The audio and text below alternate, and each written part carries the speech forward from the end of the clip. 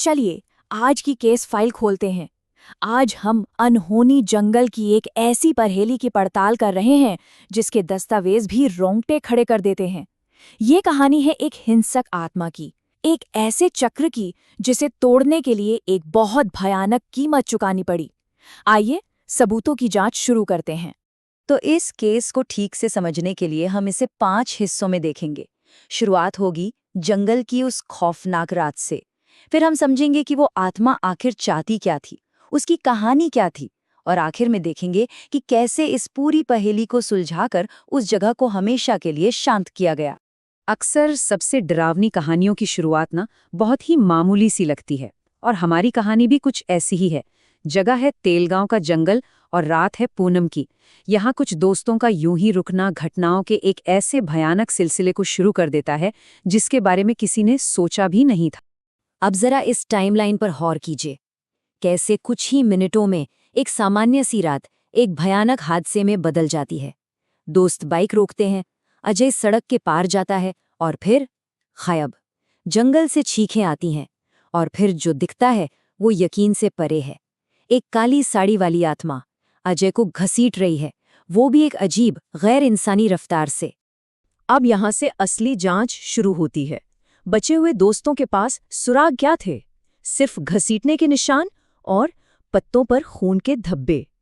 और इन्हीं सुरागों का पीछा करते करते वो पहुंचते हैं जंगल के बीचों बीच उस वीरान 2 मंजिला कोठी तक। चलिए अब उस कोठी के अंदर चलते हैं। यहीं पर पहली बार उस चीज से आमना सामना होता है और यहीं हमें पता चलता है कि वो आत्मा कौन है और उसकी मांग क्या है। जो सामने आने वाला है वो बेहद खौफनाक है। दूसरी मंजिल। सोचिए वहां का मंजर क्या रहा होगा। सीढ़ियों से खून बह रहा है और छत से अजय की बिना सिर वाली लाश लटक रही है।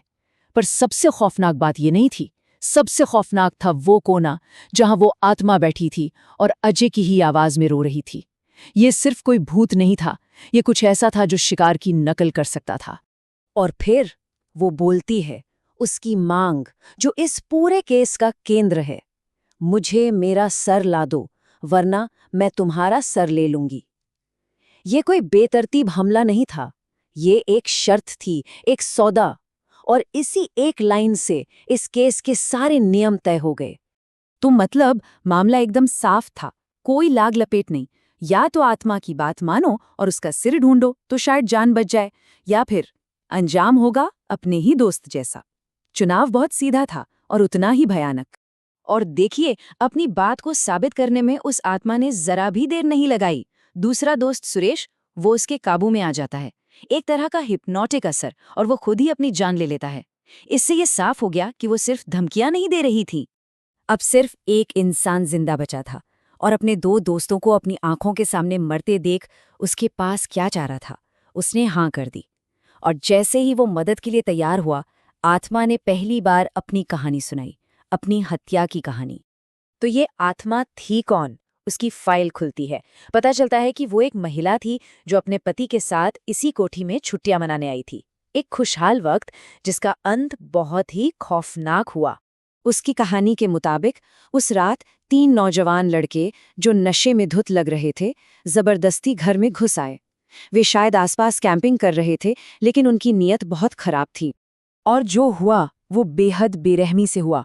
उन हमलावरों ने पहले उसके पति को मार डाला और फिर उसी चाकू से उस महिला का सिर काट दिया। इसी निर्मम हत्या ने इस आत्मा को जन्म दिया। तो यहाँ हमें उसका मकसद साफ होता है। उसकी आत्मा अधूरी है, यहीं फंसी हुई है, और वो अपनी मुक्ति के लिए एक सीधा साधा रास्ता बताती है। 2 कदम है। पहला, उसके सिर को उसके शरीर से मिलाना होगा, और दूसरा, दोनों का एक साथ दाह संस्कार करना होगा। अब आता है कहानी का सबसे दिलचस्प हिस्सा। शरीर का तो पता था, पर सिर कहाँ था? यहीं पर वो अकेला जिंदा बचा इंसान एक जासूस की तरह दिमाग लगाता है।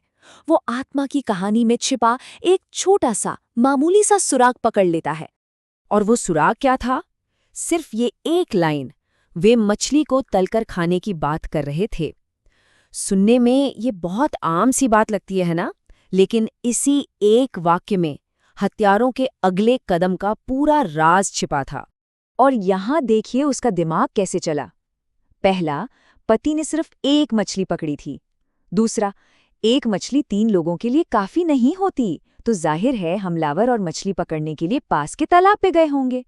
और अगर वो तालाब पे गए तो सिर को ठिकाने लगाने की सबसे आसान जगह क्या होगी? वही तालाब। सोचिए, इतने खौफ और दबाव में इस तरह सोचना कमाल है। और उसका शक बिल्कुल सही निकला। लगभग 2 घंटे तक उस तालाब में खोजने के बाद कीचड़ के अंदर से एक इंसानी खोपड़ी मिली। पहेली का आखिरी और सबसे जरूरी टुकड़ा अब हाथ में था। तो अब हम पहुंच चुके हैं इस केस के आखिरी हिस्से में। सिर मिल चुका है, अब बस आत्मा की आखिरी इच्छा पूरी करनी थी और इस खूनी सिलसिले को हमेशा हमेशा के लिए बंद करना था। उस शख्स ने ठीक वही किया जो उसे बताया गया था। बरगद के पेड़ के नीचे से शरीर को खोदा, खोपड़ी को उसके साथ रखा और फिर दाह संस्कार किया। आत्मा की आजादी का यही एकमात्र रास्ता था। और जैसे ही वो रस्म पूरी हुई, नतीजा फौरन दिखा। सबने देखा कि कैसे वो आत्मा आसमान की तरफ उठती चली गई और शांत हो गई। उस जगह से उसका श्राप टूट गया और जंगल का वो आतंक खत्म हो गया। तो ये केस फाइल हमें क्या बताती है? ये हमें सिखाती है कि हिंसा अपने पीछे एक गूंज छोड़ जाती है, एक तरह का आध्यात्मिक कर्ज जो तब तक जाने लेता रहता है जब तक कोई जिंदा इंसान आगे बढ़कर अतीत की उस गलती को ठीक न कर दे। ये केस हमें याद दिलाता है कि कभी-कभी गुजरे हुए कल की शांति की कीमत आज किसी को चुकानी पड़ती है।